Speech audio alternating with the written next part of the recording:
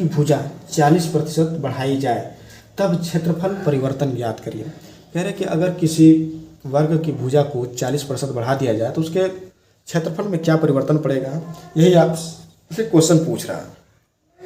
तो एक बार आप लोग स्वतः लगाइए, थोड़ा भाषा पे पकड़ बनाइए। चलिए तो चलिए आइए इसको हम लोग देखते हैं। तो आप जानते हैं कि वर्ग का क्षेत्रफल बराबर क्या होता है, भुजा का स्क्वायर बराबर क्या होता है, ये होता है क्षेत्रफल।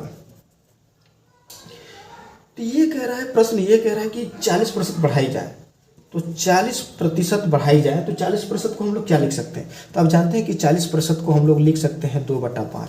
यानी मेरे कहने का मतलब ये है दोस्तों कि अगर किसी वर्ग की भुजा पहले 5 थी तो अब 40% बढ़ा दी गई है, यानी 2 बढ़ा दी गई, तब कितना हो जाएगा, भुजा 7 हो जाएगी। तो जब पहले भुजा 5 थी तो इसका क्षेत्रफल कितना हो जाता, तो 25 हो जाता।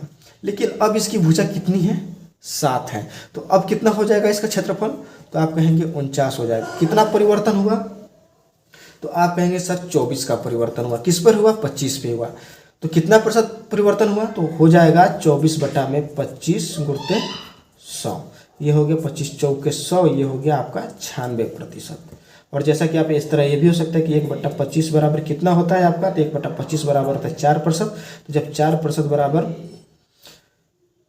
तो गुणते कितना हो गया, 24, यानी हो गया 96%, यानी उस मेथड से भी। ठीक है, तो आप इसको ऐसे हल कर सकते हैं।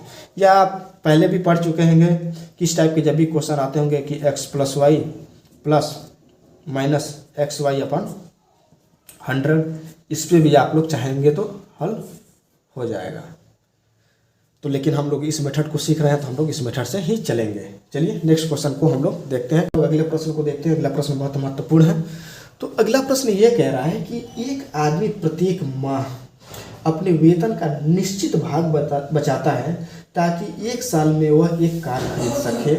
तो ज्ञात करें कि उसे अपने बचत में कितने प्रतिशत की वृद्धि करनी चाहिए कि वह उस कार को 9 महीने में खरीद सके। एक बार क्वेश्चन को और पढ़िए। कह रहा है कि एक आदमी प्रत्येक माह अपने वेतन का एक निश्चित भाग बचाता है ताकि वह एक साल में एक कार खरीद सके। तो ज्ञात करें कि वह अपने बचत को कितने प्रतिशत की वृद्धि करनी चाहिए कि वह उस कार को 9 महीने में खरीद सके। ऑप्शन आपके इस प्रकार है। एक बार आप लोग प्रयास करिए, फिर हम लोग इसको हल करते हैं।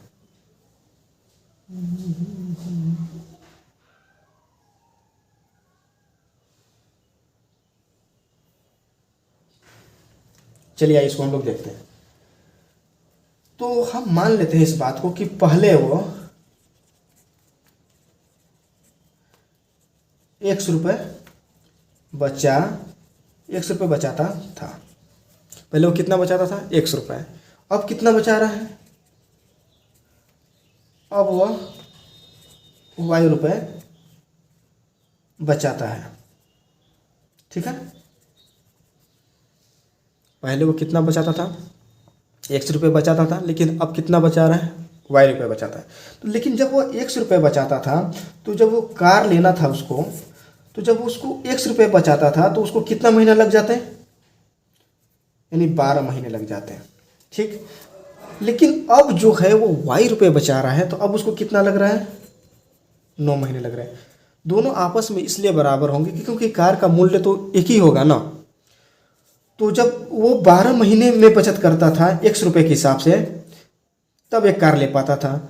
अब वो y रुपये बचत कर रहा है 9 महीने में, तब वो कार एक ले पा रहा।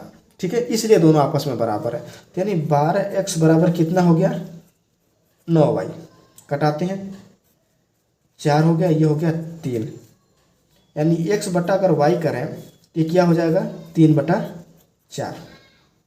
तो यानी जब पहले वो 3 यूनिट बचाता था और अब कितना बचाता है वो, 4 यूनिट। तो कितना यूनिट का अंतर है, 1 यूनिट का अंतर है। ठीक है, तो 1 यूनिट अंतर है किस पे, 3 पे। तो यानी 1/3 गुणित 100 कितना हो गया आपका, 33 सही 1/3%।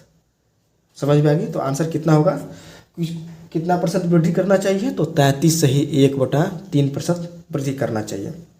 एग्जाम में इसको आप कैसे लगाएंगे, एक और मेथड से हम लोग देख लेते हैं। मान लीजिए कार हो गया, ये हो गया कार, ठीक।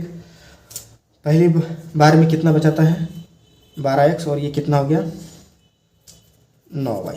समझ रहे हैं आप? तो इन दोनों का क्या करना है, एलसीएम ले लेना है। यही जो है आपके कार का मूल्य का। तो इन दोनों का एलसीएम कितना होगा, तो कहेंगे कि 36, ठीक है। तो ये कितना हो गया, बातें 36, ये कितना हो गया आपका 9 चौके 36, यानी 3 यूनिट के हिसाब से बचाएगा तो 12 महीने में 36 यूनिट पहुंचेगा। ये 4 यूनिट पर मंथ बचाएगा तो 9 महीने में 36 यूनिट पहुंचेगा। कितने का अंतर पड़ रहा है, कितने की वृद्धि हो रही है, 1 यूनिट की वृद्धि करनी पड़ रही है उसको। तो जब 1 यूनिट की वृद्धि करनी पड़ रही है तो कितने प्रतिशत की वृद्धि हो गई, किसमें हो गई, तो 1/3 गुणित 100, यानी 33 1/3%।